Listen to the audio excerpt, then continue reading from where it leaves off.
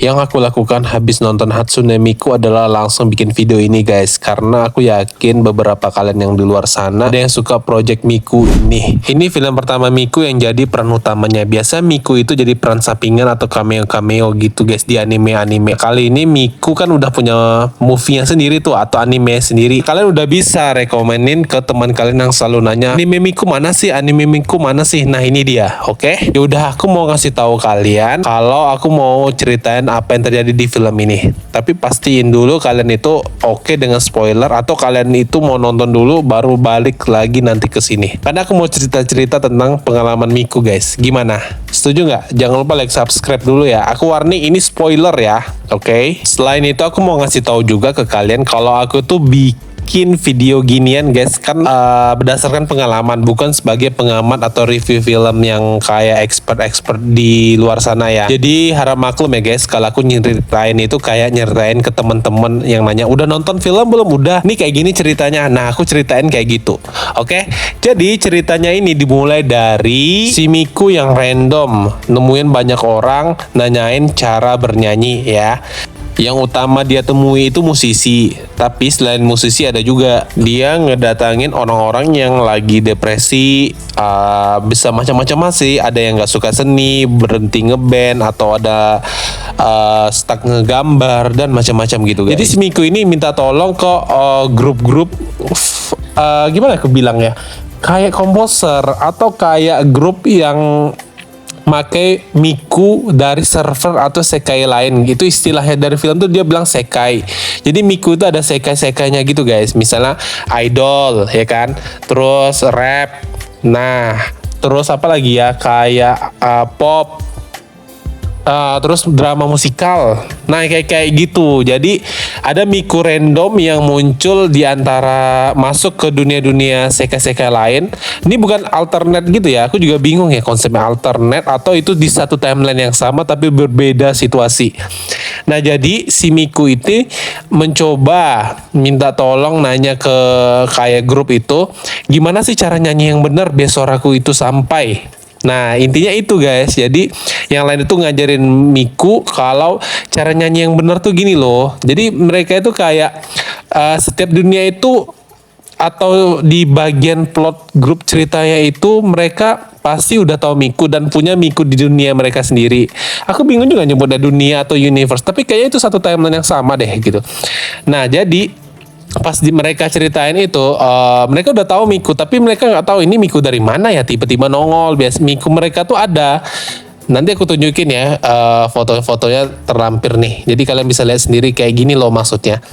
Nah Miku yang tersesat ini dia itu bingung, kok aku nggak bisa nyanyi kayak kalian ya, kalian nyanyi yang nonton banyak, yang dengerin banyak, dia enggak gitu loh. Terus dia akhirnya kan belajar tuh sama komposer-komposer itu.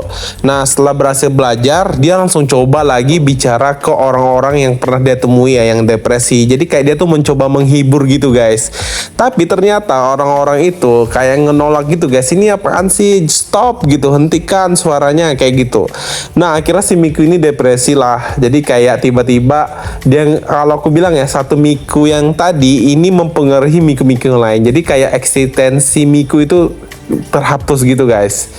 Tapi orang-orang yang ngerti komposer tuh kan nyadar kok Mikunya nggak ada kayak gitu. Tapi bukan berarti kayak disepir banget ya, tapi yang lain sekitarnya tuh ada. Jadi intinya itu ya kayak si Luka, si Kagamain Len sama Rin, terus siapa lagi, Kaito, Meiko, itu mereka ada. Tapi yang hilang dari efek tadi itu si Mikunya. Jadi dia tuh kayak pengaruh besar gitu guys. Mikunya tuh hilang tapi yang lain ada. Nah jadi mereka itu semua yang orang-orang yang komposer atau musik tadi, kayak mereka itu pengen ngebalikin si Miku intinya ya. Jadi mereka itu berkreativitas lah, bikin lagi kayak musik. Aku kayaknya itu musik Vocaloid semua kan ya. Aku nggak bisa pastiin ya guys, karena aku nggak semua lagu Vocaloid tahu ya. Mungkin kalian kalau tahu yang suka mana tipe suaranya, kasih tahu aku ya di kolom komentar di bawah. Aku tuh sebenarnya suka stylenya tuh guys, yang Miku yang matanya tuh beda gitu. Nanti kalian lihat sendiri lah ya yang mana. Nah kayak gitu. Jadi intinya mereka bikin show gitu ya di waktu dan timeline yang sama. Lagi-lagi aku bilang timeline karena aku lagi-lagi bingung guys. Itu tuh kayak beda tempat aja nih, beda arah, atau mereka itu kayak satu daerah tapi beda-beda gitu, atau beda universe kayak gitu. Aku bingung ya guys. Aku kasih tahu lagi. Jadi kayak karena Miku itu udah hilang kan, jadi mereka itu membawa perform lagi dan membawa jiwa Miku itu balik lagi. Nah setelah itu Miku yang tadi yang mencoba nyanyi itu, mereka kan si Mikunya ada lagu tuh. Nah lagu Miku itu kayak nggak ada lirik gitu guys. Awalnya dia cuma tahu beberapa bait gitu ya.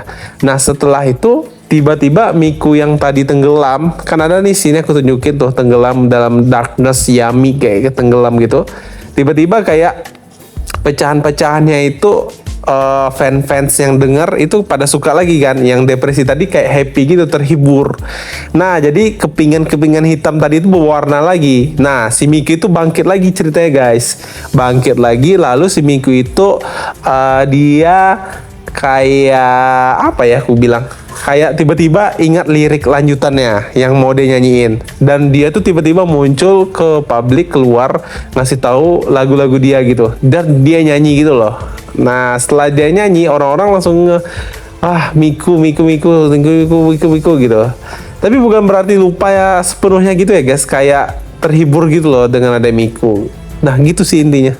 Gimana? Kalian nangkap nggak? Atau bingung? Aku pun bingung juga ceritainnya kayak mana. Tapi kira-kira kayak gitu. Jadi nangkap nggak Project Sekai ini kayak mana? Katanya ini kan dari game tuh. Mungkin kalian yang udah pernah bikin gamenya, nonton atau mainin gamenya, bisa tulis komentar di bawah ya guys. Bantu ngelempepin isi dari yang aku bahas ini. Oke? Biar hype Hatsune Miku ini makin berkembang ya kan. Kalian pasti juga mau kan hype Hatsune Miku ini berkembang. Gimana. Overall gitu sih ceritanya. Aku nyaranin kalian wajib nonton guys. Karena satu lagi spoiler paling penting dari sini adalah setelah filmnya habis, kalian itu jangan pulang duluan ya guys. Pastikan habis credit scene. Nah habis credit scene itu ada konser guys. Jadi si Miku itu konser. Jadi kalian tuh bisa kayak nonton virtual Miku gitu loh. Itu experience yang oke sih menurutku. Jadi aku bilang skor film ini 8,5/10 lah. Aku bilang aku terhibur guys. Mungkin karena aku pribadi memang tahu Miku ya dari awal. Kalau kalian orang yang baru nonton anime mungkin atau bingung ini apaan sih gitu. Tapi kalau kalian yang suka di Jepangan, wibu, atau memang ngerti Vocaloid ya, atau suka Hatsune Miku, udah pasti sih enjoy banget nonton ini, yakin aku guys. Aku aja bisa ngasih skor 8,5 karena aku enjoy. Biasa nonton bioskop itu guys, kalau yang kurang itu pasti kita nguap, terus kita lama banget filmnya, kapan sih habisnya. Nah, kalau aku sih menurut aku ini oke sih. Aku ada sih ngerasain beberapa perkataan atau dialog yang kayaknya ini perlu dipotong deh kepanjangan yang kayak gitu. Tapi oke lah, overall terhibur guys. Ini experience yang beda gitu aku nonton ya. Karena di akhir tuh ada konser itu menarik. Yakin aku kalian pasti enjoy banget. Nonton rame-rame guys ya, aku bilang nonton rame-rame karena di sana lah salah satu experience yang berbeda nonton ini. Oke? Ya udah, tolong tulis pengalaman kalian di bawah ya kan, yang ngerti banget Miku tuh. Aku nunggu nih biar penjelasannya lengkap gitu loh, karena maklum ya kan, aku belajar lah cara menyampaikan atau berkata-kata di video. Oke? Ya udah, jangan lupa like, subscribe ya guys. Oke?